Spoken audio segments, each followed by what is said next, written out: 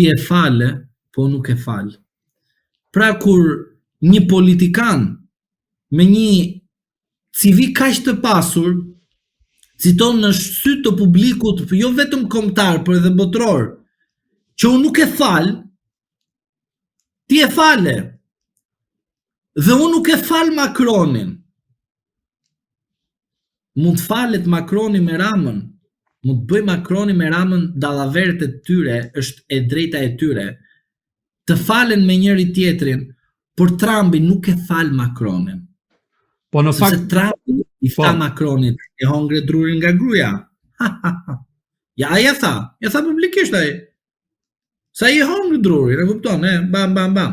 Pra, zoti Trump i tha qartë, unë zotëri, unë zonjë të ndjerit, unë nuk e fal.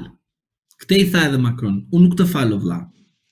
Të tallesh ti me negociatat që kam bërë unë me Armenin dhe për shkak se ngatrova një shtet dhe do sekretin tani them unë ty pse ngatroj shtetin ai. Ta them unë pse ngatroj shtetin. E ky është sekreti vërtet. Kur ti për shembull thua emrin Gülsen vazhdimisht, edhe flet me dika. Dhe shkon në një vend tjetër dhe ai emri nuk është Gülsen, po fillon me G. Themi emrin Gazmend. Mirë. Po.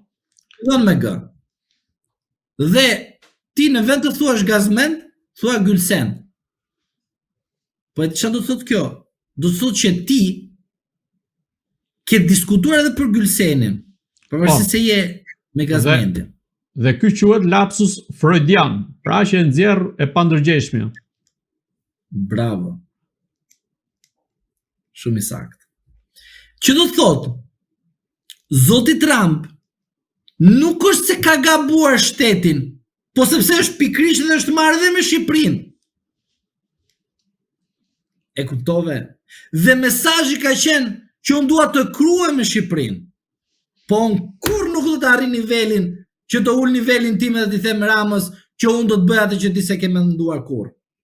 Dhe prandaj duhet bëj lapsus, sepse nuk ishte lapsus i parë. As i dytë, ishte lapsus vazhdimisht.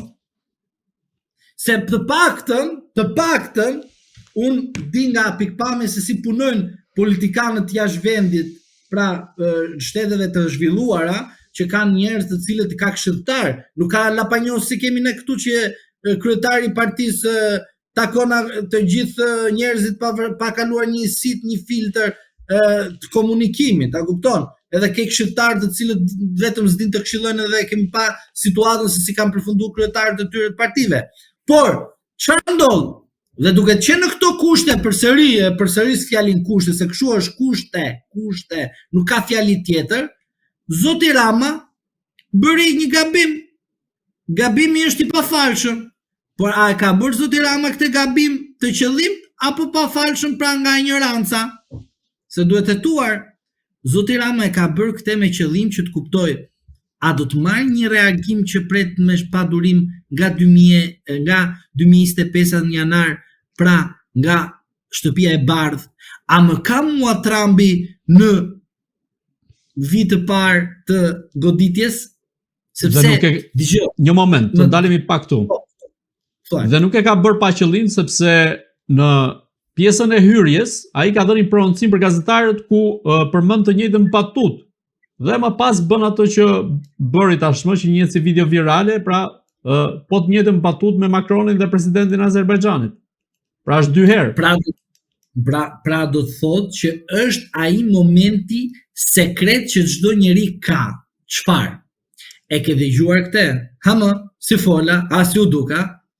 Ja thash, si kuptoj ai? Pra, këto janë instinkte njerëzore që kërkojnë njeriu të vërtetohet apo të dëgjojë vazhdimisht veten e tij në aprovime të tjerëve që ai beson që ai isha mirë apo jo. Dhe si doli? Një kjo, e një. 2. Rasti kur ti e din që situatën përballë nuk e ke mirë, po për shkak se ke armik, nuk ke se si të marrësh informacion dhe duhet të krijosh një kauz konfliktuale që të shikosh armiku që ke ti përballë teje si do të reagojë. Dhe ti je duke pritur, por në një moment kur ti nuk e ke krijuar akoma kauzën, ti kërkon vetvetiu dhe lëviz shpejt duke krijuar një kauzë konfliktuale me qëllim që të marrësh përgjigjen. Dhe është ajo që nuk e mban më, mbaroj. Limit. Pra arritëm momentin limit. Dhe tani unë duhet të dalë. Si? Të dalë në publik dhe të shikoj, a ka diçka me mua apo jo? Më don apo jo? Pavarësisht se Rama në 2017 ka thonë gjërat më ekstreme për Donald Trump. Po, 2016. Po. Dhe duke e parë qartës dhe situatën e tij, ai e bën këtë gjë që të shikoj reagimin tani, do kemi apo nuk do kemi, sepse të kishte takuar Rama, gocën dhe dhëndrin e Trumpit, ose atë Kalamani Junior çka që e sjell në Serbi e çon djavës majtas, mbaje mend nga mua do e kishte nxjerr nga mjesi deri në darkë, dhe sa po herë të bënim ne një koment do na gjithë militantët e tij që na ndjekin, do e kishin publikuar të thonë Rama, shiti, imagjino, shqiptarë, militantët e PS-s sjellin si justifikim shitjen e Shqipërisë për një pakt politik të Ramës të qëndrueshmërisë në pushtet nga shqiptarë, e kupton çfarë bën shqiptari, me militant shqiptar, mos jo të gjithë. Pra, një ignorant militant i PS-s justifikon marrëdhëniet e Ramës duke marrë Sazanit, duke ia dhuruar pronën e shqiptarëve, e gjithë shqiptarëve, pa përjashtim, një familje politike po edhe biznesi që është familje Trump, me justifikimin e shqiptarëve që shiko Rama me parat tona bën afendin, a kupton tani? Kjo është situata e problematike. Pra shes, pra dhe në fund fare ju përdor juve sepse shes për të shpëtuar veten dhe shes Shqipërinë, nuk shet në makina i pronë private, shet Shqipërinë. Dhe kjo nuk mund të jetë justifikim nga militantët e Partisë Socialiste, sepse në rast se jashtë justifikim, atëherë mos dilni në shesh, as sot, as nesër, as pas nesër, duke mbrojtur me patriotizëm apo nacionalizëm, sepse po shisni Shqipërinë. Dhe derisa po shisni Shqipërinë, më mirë largohu nga Shqipëria derisa nuk e doni. Pse qëndroni në Shqipëri? Kjo është pyetja e madhe që kam unë. Zoti Zhlima, mendoni se Donald Trump mund të hakmerret në këtë rast ndaj Edi Ramës dhe një moment tjetër ka të bëjë me samitin e NATO-s që do të mbahet në Shqipëri në vitin 2027. Pas kësaj tallje që Edi Rama i bëri Donald Trumpit, si do ta pres ai presidentin amerikan në samitin e NATO-s në një event kaq të rëndësishëm, teksa tashmë i ka bërë edhe këtë tallje dhe nga ana tjetër do duhet të sillet në mënyrë zyrtare në vitin 2027 kur të jetë samiti i NATO-s, apo deri në atë kohë Edi Rama do i ketë larë duart dhe do e larguar nga drejtimi i vendit?